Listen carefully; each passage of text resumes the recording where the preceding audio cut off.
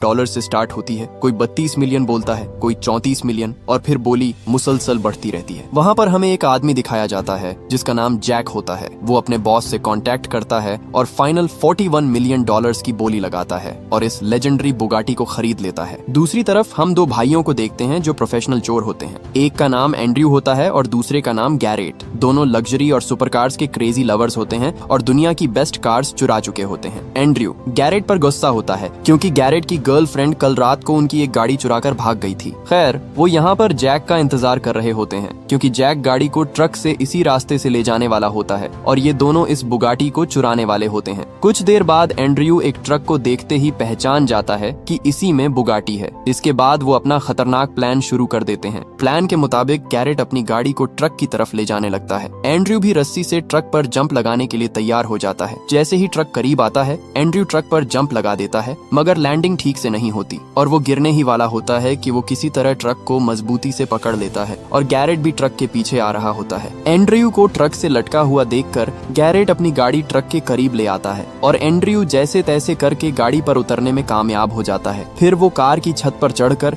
दोबारा ट्रक पर चढ़ जाता है। गैरेट कार को ट्रक के सामने ले आता है और उनका रास्ता ब्लॉक करने लगता है। जैक भी समझ जाता है कि ये लोग बुगाटी के पीछे पड़े हुए हैं। ड्राइवर भी परेशान हो जाता है और उसे समझ ही नहीं आ रहा होता कि हो क्या रहा है। जैक ड्राइवर के सर पर गन रखकर उसे कहता है कि सामने वाली कार को ठोक दो। इसलिए ड्राइवर कई दफा गैरेट की कार को टक्कर मारता है। गैरेट समझ जाता है कि ये इस तरह नहीं समझेंगे। फिर वो गाड़ी को घुमाकर ट्रक के सामने रोक देता है जिससे ट्रक गाड़ी से टकरा जाता है और ट्रक की स्पीड स्लो हो जाती है। जैक गैरेट पर अंधाधुंध फायरिंग करता है मगर कुछ ही देर में उसकी बुलेट्स खत्म हो जाती हैं। इस मौके का फायदा उठाकर गैरेट कार से निकलकर ट्रक पर चढ़ जाता है और ट्रक की ब्रेक्स की वायर्स काट देता है और एंड्रयू के पास जाता है। एंड्रयू ट्रक का दरवाजा खोलता है और दोनों ट्रक के अंदर चले जाते हैं। वो जल्दी से बुगाटी के अंदर बैठ जाते हैं और उसे स्टार्ट करने की कोशिश करते हैं। दूसरी तरफ जैक ड्राइवर को ट्रक रोकने का कहता है मगर ब्रेक्स पहले ही फेल होती हैं, इसलिए वो खुद सिचुएशन को संभालने के लिए ट्रक से बाहर निकलता है। दोनों भाई किसी तरह बुगाटी को स्टार्ट कर लेते हैं और वो रेयर बुगाटी को चुराने में कामयाब हो जाते हैं। उसी टाइम ट्रक भी कंट्रोल से बाहर हो जाता है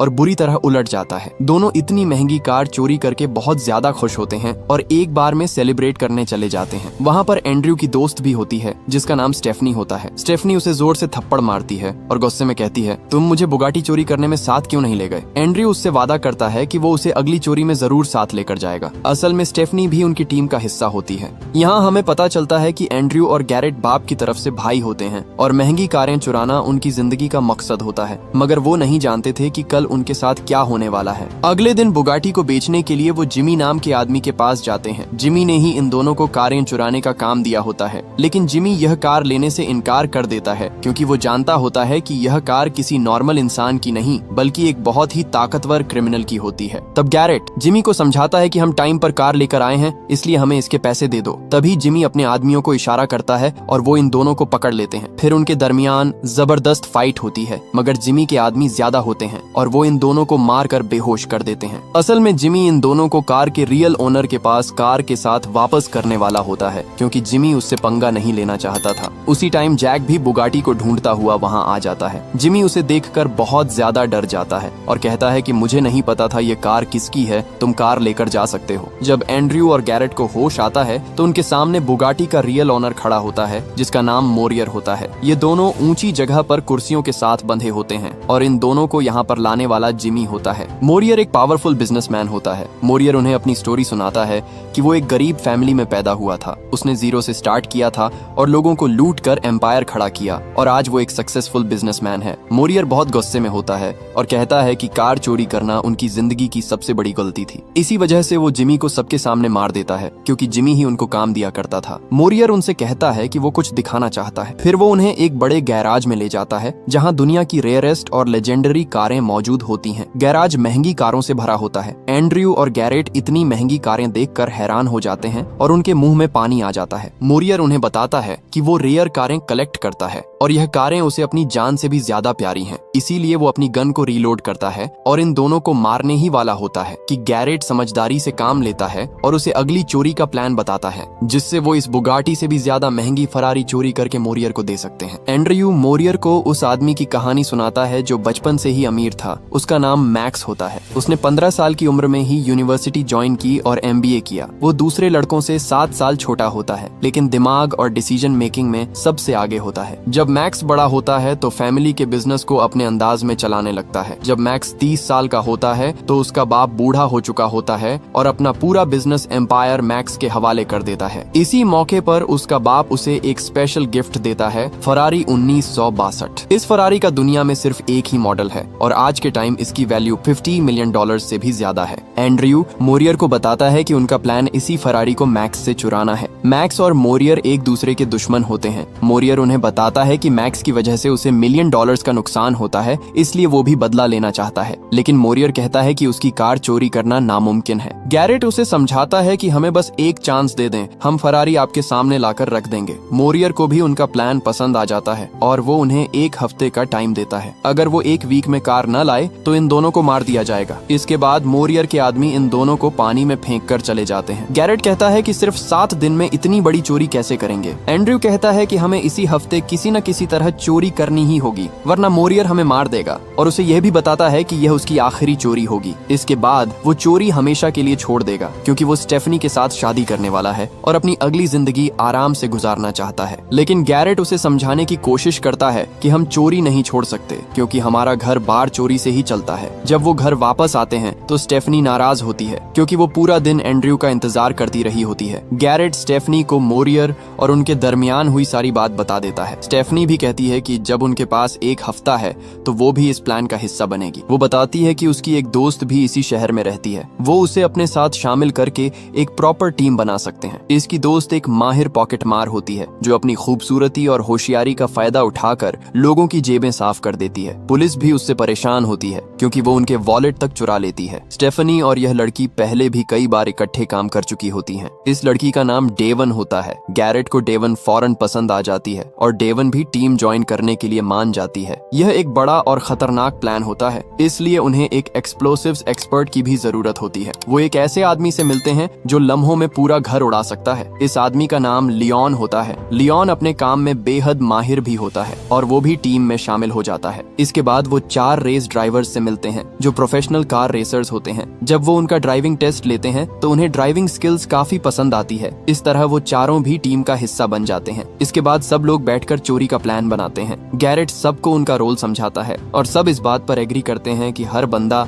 इस चोरी का एक इम्पोर्टेंट हिस्सा होगा। जब वो अपने अपार्टमेंट में वापस आते हैं तो एक अनजान आदमी उनका इंतजार कर रहा होता है। एंड्रयू अपना बेसबॉल बैट उठाकर पूछता है, तुम कौन हो? वो आदमी बताता है कि उसका नाम लॉरेंट है और वो मोरियर का कजन है। लॉरेंट कहता है कि मोरियर ने उसे यहाँ भेजा है ताकि वो इस प्लान में शामिल हो सके और उनकी हर हरकत पर नजर रखे। लॉरेंट उन्हें यह भी कहता है कि वो यहाँ उनकी मदद करने भी आया है क्योंकि वो मैक्स के फैमिली सर्कल के अंदर एक बंदे को जानता है जिसका नाम कोहन है। लॉरेंट बताता है कि कोहन मैक्स के साथ काम करता है और उसका सारा काला धंधा वही संभालता है। अगर वो हमें मैक्स के घर ले जाए तो हम उसके सीक्रेट गैराज की लोकेशन का पता कर सकते हैं। टीम लॉरेंट के साथ कोहन से मिलने जाती है मगर वो उनका साथ देने से इनकार कर देता है क्योंकि लॉरेंट मोरियर का कजन होता है। इसीलिए कोहन लॉरेंट पर ट्रस्ट नहीं करता। लेकिन उस वक्त स्टेफनी बीच में आ जाती है और कहती है कि एंड्रयू और गैरेट दुनिया के बेस्ट ड्राइवर्स हैं और जो कार चाहे चुरा सकते हैं। कोहन आखिरकार मान जाता है लेकिन एक शर्त पर, वो एंड्रयू और गैरेट की ड्राइविंग स्किल्स टेस्ट करेगा। गैरेट का टेस्ट ये होता है कि वो कार को घुमाए और बीच में रखी हुई बोतल जमीन पर न गिराए। गैरेट कामयाबी से ये टेस्ट पास कर लेता है और सब इम्प्रेस हो जाते हैं। लेकिन अगला टेस्ट और भी ज्यादा खतरनाक होता है। उन्हें एक चलते हुए जहाज को कार से रोकना होता है जो कुछ ही वक्त में टेक ऑफ करने वाला होता है। एंड्रयू उसे मना करने की पूरी कोशिश करता है लेकिन कोहन साफ साफ कहता है कि अगर तुम जहाज नहीं रोक सकते तो मैक्स को भूल जाओ।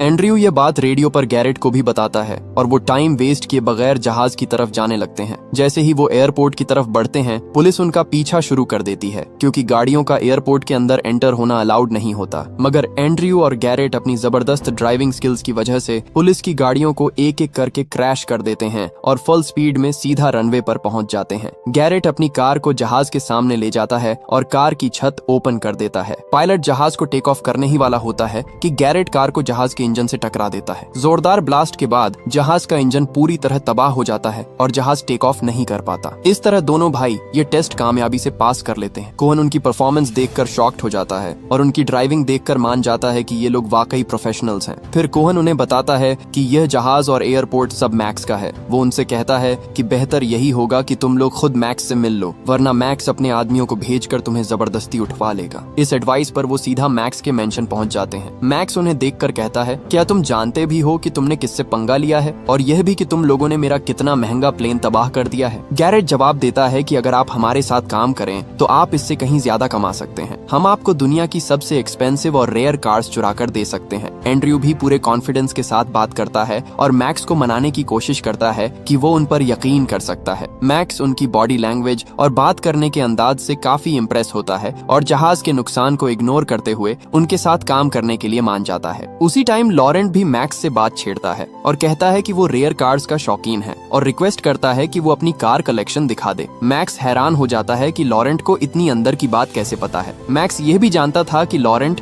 मोरियर का कजन है, इसीलिए वो इनकार कर देता है। लॉरेंट उससे झूठ बोलता है और कहता है कि उसे मोरियर से सख्त नफरत है, क्योंकि मोरियर उसके साथ नौकर जैसा सलूक करता है और वो मोरियर को जिंदा भी नहीं देखना चाहता। मैक्स किसी तरह लॉरेंट पर ट्रस्ट कर लेता है और उन्हें अपनी प्राइवेट कार कलेक्शन दिखाने ले जाता है। गैराज में जाकर सब लोग मैक्स की रेयर और कीमती गाड़ियां देखकर हैरान रह जाते हैं। वहीं पर फेरारी 1962 भी खड़ी होती है, वही कार जिसे मोरियर के लिए चुराने का प्लान पहले ही बनाया जा चुका होता है। लेकिन एंड्रयू की नजर गाड़ियों के बजाय मैक्स पर होती है। वो शीशे से मैक्स को गैराज का सिक्योरिटी कोड डालते हुए देख लेता है। वापस आकर एंड्रयू वो कोड स्टेफनी को लिख कर दे देता है। बाद में एंड्रयू और लॉरेंट के दरमियान बहस हो जाती है, क्योंकि एंड्रयू किसी भी सूरत लॉरेंट को अपने साथ नहीं रखना चाहता था। उसे डर होता है कि लॉरेंट कहीं मैक्स और उनके दरमियान होने वाली डील मोरियर को न बता दे। जब वो सब वापस अपार्टमेंट पहुंचते हैं तो वहाँ 2 इंटरपोल ऑफिसर्स उनका इंतजार कर रहे होते हैं। वो बताते हैं कि वो यूरोप में रेयर कार्स की चोरी की इन्वेस्टिगेशन कर रहे हैं और हर केस में सिर्फ 2 भाइयों का नाम सामने आता है, जो कि आप दोनों हैं। जाते जाते वो वार्निंग देते हैं कि अगली बार वो उनके खिलाफ सबूत के साथ आएंगे। पहले तो सिर्फ मैक्स और मोरियर उनके पीछे थे, मगर अब इंटरपोल भी इन दोनों भाइयों के पीछे लग चुकी है। इसके बाद एंड्रयू और गैरेट आपस में बात करते हैं। एंड्रयू परेशान होता है क्योंकि यह पहली बार है कि उसे किसी बड़ी टीम पर डिपेंड करना पड़ रहा है। गैरेट उसे समझाता है कि अपनी टीम पर ट्रस्ट रखो, हम इस मुसीबत से निकल जाएंगे। दूसरी तरफ स्टेफनी मार्केट में शॉपिंग करने के लिए जाती है। अचानक जैक खामोशी से उसके पास आ जाता है और उसे किडनैप करने की कोशिश करता है और कहता है कि बिना आवाज निकाले उसके साथ चलो। स्टेफनी समझदारी से काम लेती है। वो जानबूझकर एक एप्पल चुरा लेती है। जैसे ही दुकान वाला आदमी उससे एप्पल लेने के लिए आता है, स्टेफनी सिचुएशन का फायदा उठाती है और वहाँ से भाग जाती है। इसी भाग दौड़ में एक और आदमी सामने आ जाता है और मिलकर स्टेफनी को पकड़ लेते हैं। दूसरी तरफ एंड्रयू और गैरेट भी कहीं जा रहे होते हैं, मगर उनके सामने मोरियर के आदमी आ जाते हैं और उन पर फायरिंग करने लगते हैं। वो दोनों गुंडों से बचकर जब घर आते हैं तो डेवन उन्हें बताती है कि मोरियर ने स्टेफनी को किडनैप कर लिया है। ये सुनते ही एंड्रयू का गुस्सा आउट ऑफ कंट्रोल हो जाता है। वो बिना किसी डर के मोरियर के घर पहुंच जाता है। वो जैक को भी बुरी तरह पीट देता है, मगर मोरियर गन निकालकर एंड्रयू से कहता है कि अगर अपनी दोस्त को जिंदा देखना है तो बिना सवाल किए मेरे साथ चलो। वो उनको अपने गैराज में ले आता है, जहाँ पर स्टेफनी को स्टार्ट गाड़ी के नीचे बांधा होता है और उसके सर के ऊपर व्हील घूम रहा होता है, जो किसी भी लम्हे गिर सकता था। मोरियर कहता है कि अगर तुम इसको बचाना चाहते हो तो मैक्स की फेरारी मुझे जल्द से जल्द ला कर दोगे, मुझे अपना प्लान भी बताओगे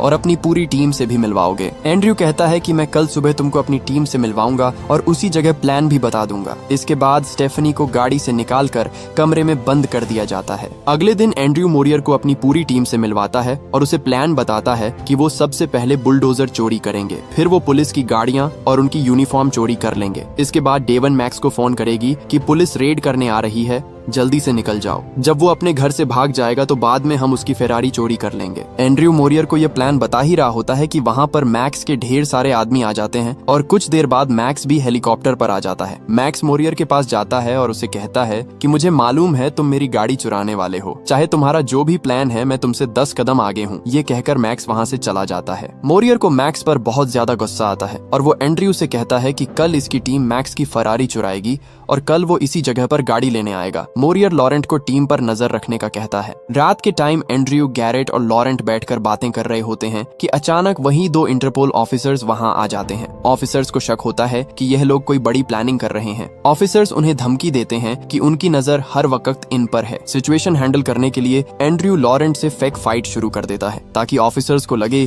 कि यह लोग एक दूसरे को पसंद नहीं करते। एंड्रयू फुल फोर्स के साथ लॉरेंट को पंच मारने लगता है। ऑफिसर्स बीच में आ जाते हैं और इस तरह उनकी लड़ाई खत्म होती होती है। लॉरेंट के साथ जो कुछ हुआ होता है उसके गुस्से में वो स्टेफनी पर हाथ उठाता है, लेकिन स्टेफनी अपना माइंड यूज करती है और बड़ी चालाकी से उस रूम की चाबी चोरी कर लेती है जहां उसे बंद किया गया होता है। अगले दिन मोरियर उस जगह की तरफ जाता है जहां उसने एंड्रयू के साथ मैक्स की कार चुराने के लिए मीटिंग फिक्स की होती है, लेकिन वहां पर अचानक ऑफिसर्स आ जाते हैं और मोरियर से सवाल पूछने लगते हैं। दूसरी तरफ एंड्रयू की पूरी टीम चोरी करने के लिए तैयार होती है। यहाँ हमें पता चलता है कि असल में ये लोग मैक्स की नहीं बल्कि मोरियर की रेयर कार्स चुराने वाले हैं और ये सारा गेम मैक्स के साथ मिलकर खेला जा रहा है। वो सब बस में बैठकर मोरियर के घर जाने लगते हैं। दूसरी तरफ स्टेफनी उस रूम से निकल जाती है और आहिस्ता आहिस्ता सिक्योरिटी रूम तक पहुंच जाती है। वो सिस्टम को हैक कर लेती है और वो जानती थी कि टीम यहाँ पहुंचने वाली है, इसलिए वो इमरजेंसी अलार्म ऑन कर देती है। गार्ड्स को लगता है कि घर के अंदर कोई घुस आया है, इसलिए वो सभी घर के अंदर तलाशी लेने लगते हैं और स्टेफनी चुपके से घर से निकल जाती है। इसी वक्त एंड्रयू और उसकी टीम भी वहाँ पहुंच चुकी होती है और स्टेफनी अंदर से मेन गेट को ओपन करती है और पूरी टीम मोरियर के घर में घुस जाती है। लियोन फौरन गैराज के दरवाजे पर बम लगाता है और चंद सेकंड्स में गैराज का दरवाजा जोरदार धमाके से उड़ जाता है। इससे पहले कि गार्ड्स वहां पर आते, वो मोरियर की सभी कार्स को लेकर भाग जाते हैं। जब मोरियर के आदमी पीछा करने के लिए अपनी गाड़ियों की तरफ दौड़ते हैं तो पता चलता है कि लियोन ने उनकी गाड़ियों में पहले ही बम प्लांट कर दिए थे। जैसे ही लियोन बटन दबाता है, सारी गाड़ियां ब्लास्ट हो जाती हैं और टीम सेफली निकल जाती है। दूसरी तरफ जब मोरियर इन ऑफिसर्स को कोई इन्फॉर्मेशन नहीं देता तो वो उसे अरेस्ट करने लगते हैं। इसी टाइम मोरियर भी समझ जाता है कि ये असल इंटरपोल नहीं है। वो जैक को ऑर्डर देता है और वो उन दोनों पर फायर करने लगता है और गोली एक ऑफिसर्स के शोल्डर्स पर जा लगती है। मोरियर इस मौके का फायदा उठाकर वहां से भाग जाता है। मोरियर समझ जाता है कि एंड्रयू ने इसकी कार्स चोरी कर ली हैं, इसलिए वो तेजी से उनकी तरफ जाने लगता है। हाईवे पर एंड्रयू अचानक कार रोकता है और स्टेफनी की तरफ देखता है और कहता है, तुम मुझसे शादी करोगी? स्टेफनी भी खुशी खुशी मान जाती है और फौरन यस कह देती है। वहाँ पर मोरियर भी उनके पीछे आ रहा होता है। एंड्रयू उसे कंफ्यूज करने के लिए रास्ता चेंज कर देता है और टीम को दो हिस्सों में डिवाइड करता है, लेकिन मोरियर और लॉरेंट एंड्रयू के पीछा करने लगते हैं। फिर एक लॉन्ग और इंटेंस चेस स्टार्ट होती है। लॉरेंट एंड्रयू के बिल्कुल करीब आ जाता है और एंड्रयू को गोली मारने ही वाला होता है कि अचानक लॉरेंट की गाड़ी सामने से आते हुए एक ट्रक से टकरा जाती है। एक जबरदस्त ब्लास्ट होता है और लॉरेंट वहीं मारा जाता है। एंड्रयू लियोन को सिग्नल देता है कि प्लान बी रेडी रखो। गाड़ियां फुल स्पीड में ब्रिज की तरफ बढ़ती हैं। ब्रिज पर पहुंचकर लियोन बम फेंकता है, लेकिन ब्लास्ट थोड़ा जल्दी हो जाता है और एंड्रयू अभी ब्रिज पर होता है। रोड टूटने लगता है, लेकिन एंड्रयू फुल फोकस के साथ मैक्सिमम स्पीड में ब्रिज क्रॉस करता है और लास्ट सेकंड में बच जाता है, जबकि ब्रिज कंप्लीटली टूट जाता है। मोरियर जब ब्रिज के करीब पहुंचता है और टूटा हुआ ब्रिज देखता है तो वो दूसरे रास्ते से उसकी टीम के पीछे जाने लगता है। एंड्रयू और गैरेट अपनी टीम के साथ सिटी पहुंचते हैं और पोर्ट की तरफ जाने लगते हैं, लेकिन पोर्ट के एंट्रेंस पर ही मोरियर अचानक सामने आ जाता है। एंड्रयू और गैरेट अपनी कार्स रोककर बाहर निकलते हैं और एंड्रयू दूर से मोरियर को कहता है कि गेम ओवर हो चुका है, मगर मोरियर किसी की बात नहीं सुनता और पूरी स्पीड से गाड़ी को उनकी तरफ ले जाने लगता है। अचानक एक बस मोरियर की कार को जोर से टक्कर मार देती है, जिसकी वजह से कार ब्लास्ट होकर पानी में गिर जाती है और मोरियर वहीं मारा जाता है। इस बस को ड्राइव करने वाली डेवन होती है। इसी जगह डेवन गैरेट से अपने प्यार का इजहार भी करती है। सब लोग अपनी कार्स को कार्गो शिप में ले जाते हैं और यह मिशन सक्सेसफुल हो चुका होता है। यहाँ हमें पता चलता है कि वो दोनों इंटरपोल ऑफिसर्स असल में शुरू से एंड्रयू के साथ काम कर रहे थे। साथ ही एक और बड़ा ट्विस्ट आता है कि मैक्स भी शुरू से एंड्रयू और गैरेट के प्लान में शामिल होता है। असल प्लान बुगाटी चुराना नहीं था, बल्कि बुगाटी सिर्फ एक चारा थी ताकि मोरियर को फंसाया जा सके और उसकी रेयर कार्स चोरी की जा सके। मैक्स एंड्रयू और उसकी टीम से काफी इम्प्रेस होता है, लेकिन वो नहीं जानता कि उसे मोरियर से भी बड़ा झटका लगने वाला है। कुछ दिनों के बाद हम देखते हैं कि डेवन मैक्स की फेरारी लेकर आती है, जिसकी प्राइस $50 मिलियन होती है। असल में एंड्रयू ने डेवन को मैक्स के गैराज का कोड दे दिया था और वो एक अलग टीम के साथ मैक्स की सभी महंगी फेरारीज चोरी कर लेती है, जो कि मोरियर की रेयर कार्स से कई गुना महंगी होती हैं। यानी उन्होंने मोरियर और मैक्स दोनों का इस्तेमाल किया और इसी के साथ कहानी खत्म हो जाती है। अगर वीडियो अच्छी लगी हो तो वीडियो को लाइक और चैनल को सब्सक्राइब जरूर कीजिएगा।